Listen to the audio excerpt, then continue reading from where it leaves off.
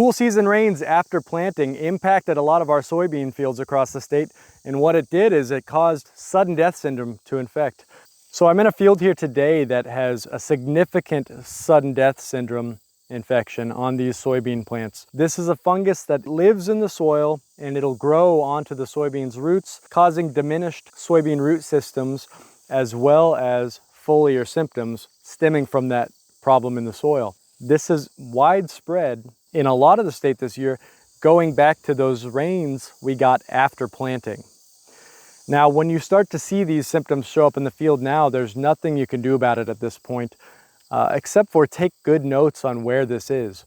The pathogen lives in the soil and it's going to be there in 2 years or however many years when you rotate beans back into that field. For that reason, you want to be prepared to put management in those areas.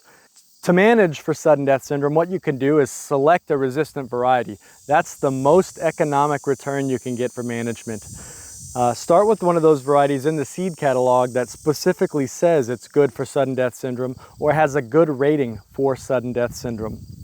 After you've selected a resistant variety, you can also consider pairing that with a seed treatment that's effective against that. The seed treatment is important because it's in the soil where the pathogen is, preventing or delaying any stress from that pathogen.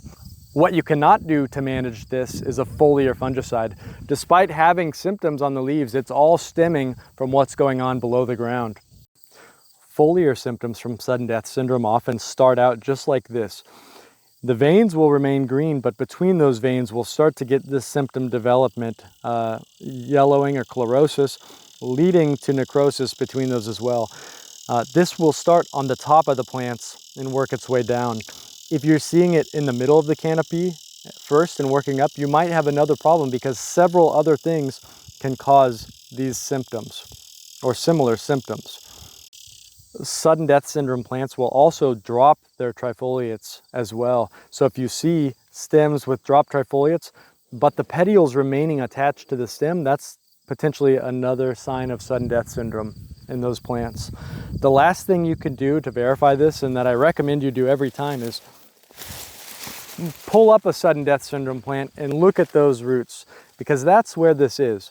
Now this is a perfect example of one of these because it has this blue growth right here. While this is not always present, it does show up from time to time, and it's very diagnostic for sudden death syndrome. The last thing you should do is cut that stem open and make sure that you have sudden death syndrome symptoms inside, because brown stem rot is another fungus that can cause these foliar symptoms, but will have very different symptoms inside that plant. So if we split this open, notice that there is no brown stem rot. It's just the foliar symptom with a seemingly healthy stem. Now down here at the base though, you can see a tan or cream color occurring around the crown of that plant.